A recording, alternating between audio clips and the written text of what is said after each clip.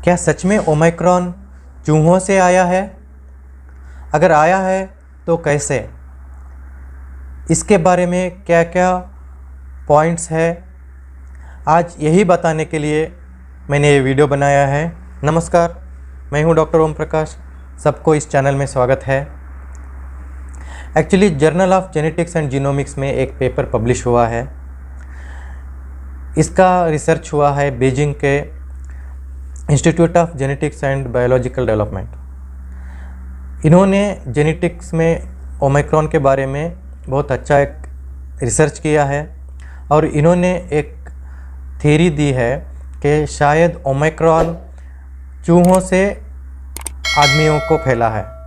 ये बहुत आश्चर्य का बात है, लेकिन इसे हम इतने आसानी से झूठ भी नहीं बोल सकते। इसके बारे में ज़रूर सोचना पड़ेगा क्योंकि इसमें बहुत स्ट्रॉन्ग पॉइंट्स हैं, इसीलिए मैंने आज ये वीडियो बनाया है। तो एक्चुअली जेनेटिक का जो स्टडी है इतना एडवांस है, इसमें बहुत कुछ हमें पता चल जाता है कि कितने साल पहले कौन सी जीवी कैसे था, उसमें क्या क्या जेनेटिक चेंजेस आए, कितने साल पहले इस तरह का चेंजेस हुआ। और इतना ही नहीं, सबको पता है कि किसी आदमी का जेनेटिक स्टडी किया जाए तो उसका ये बता सकते हैं कि उसके पूर्वज कहाँ कहाँ से आए हैं और कितने साल पहले उनके पूर्वज कहाँ से कहाँ आए। ये सब जेनेटिक्स में पता कर सकते हैं। इसी तरीके से वेरिएंट ओमिक्रॉन, इसके बारे में इन्होंने स्टडी किया। इस स्टडी में ये पाया गया है ओमिक्रॉन जो है डेल्टा वेरिएंट से आया हुआ वेरिएंट नहीं है।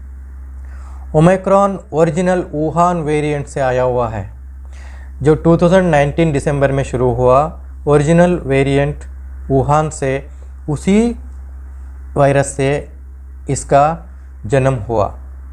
2020 के बीच में ओमिक्रॉन का जन्म हो गया था। अगर 1.5 साल पहले ही ओमिक्रॉन का जन्म हो गया था तो इतने दिन कहाँ था वो, उसी टाइम सबको क्यों नहीं फैला? इसके बारे में हमारे पास 3 स्पेकुलेशंस हैं। तो पहला पॉइंट ये है कि ऐसा हुआ होगा कि ओमिक्रॉन ऐसे देश में फैल रहा था जहाँ पर कोई टेस्ट मौजूद नहीं था कि पता करने के लिए कि वो ओमिक्रॉन था, क्योंकि अब सब जगह फैल रहा है, उसीलिए पता चल गया कि ओमिक्रॉन का एक वेरिएंट है। लेकिन इसके चांसेस बहुत कम है। नंबर 2 थ्योरी ये है कि कभी कभी वायरस किसी आदमी में उनका इम्यूनिटी अगर कम हो, अगर वो इम्यूनो कॉम्प्रोमाइज़ है, तो वायरस बहुत दिनों तक उनके शरीर में रह सकता है। तो ऐसे संदर्भ में वायरस को म्यूटेशन होने का बहुत चांसेस मिल जाता है और वो म्यूटेशन हो सकता है। शायद ऐसे ही किसी आदमी के अंदर वायरस ऐसे म्यूटेशन हो गया होगा, लेकिन इसके चांसेस भी कम है।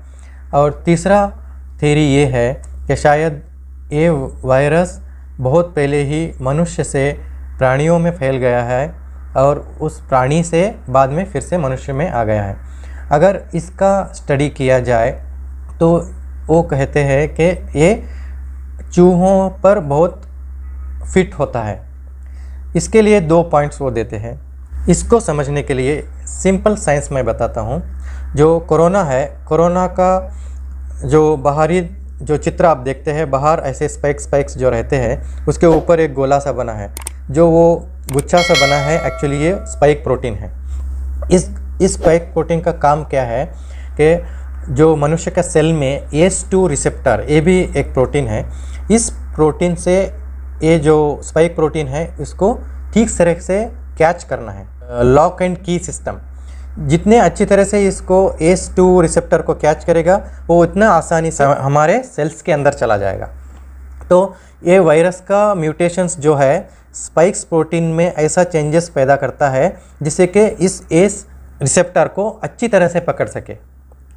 तो इसमें ओमिक्रॉन में क्या हुआ है कि ये जो स्पाइक प्रोटीन है उसमें जो भी म्यूटेशंस हुए हैं, वो म्यूटेशंस चूहे के ACE रिसेप्टर को ठीक तरीके के पकड़ने के लिए जैसे होना चाहिए ऐसा हुआ है। चूहे का ACE2 रिसेप्टर को ठीक तरीके से मैच होने के लिए इस प्रोटीन में चेंजेस हुआ है। दूसरा पॉइंट यह है, कोरोना वायरस मनुष्य के अंदर म्यूटेशंस जब होता है, इसमें देखा गया है कि 0.45 म्यूटेशंस पर मंथ हुआ है। लेकिन इस ओमिक्रॉन में लास्ट 1.5 ईयर में म्यूटेशन का स्पीड 1.5 म्यूटेशंस पर मंथ था। इस तरीके का म्यूटेशन स्पीड चूहों में पाया जाता है। तो इन दो पॉइंट्स को लेते हुए ये कहा जा सकता है कि कुछ महीने पहले या 1.5 साल पहले ओरिजिनल वायरस से ये वायरस म्यूटेशन होकर सेपरेट हो गया। बाद में चूहों में इसका फैलाव हुआ, चूहों के अंदर ही इसका म्यूटेशंस हुआ। उसके बाद अब जाके मनुष्यों में ये स्प्रेड हो रहा है। अगर मेरे तरफ से मैं इसमें और एक कॉन्स्पिरेसी थ्योरी जोड़ दूं, कॉन्स्पिरेसी थ्योरी वो होता है जिसका कोई आधार नहीं होता है, कोई एविडेंस नहीं होता है। तो मेरे पास ना तो कोई एविडेंस है ना तो कोई आधार है, लेकिन एक थ्योरी मैं भी बताना चाहता हूं कि इस पैंडेमिक के शुरुआत से ही हमें एक स्ट्रॉन्ग डाउट है कि चाइना ने इस वायरस को लैब में बनाया, वुहान के लैब में इसका तैयारी हुई और जाने या अनजाने में ये लोगों में फैल रहा है।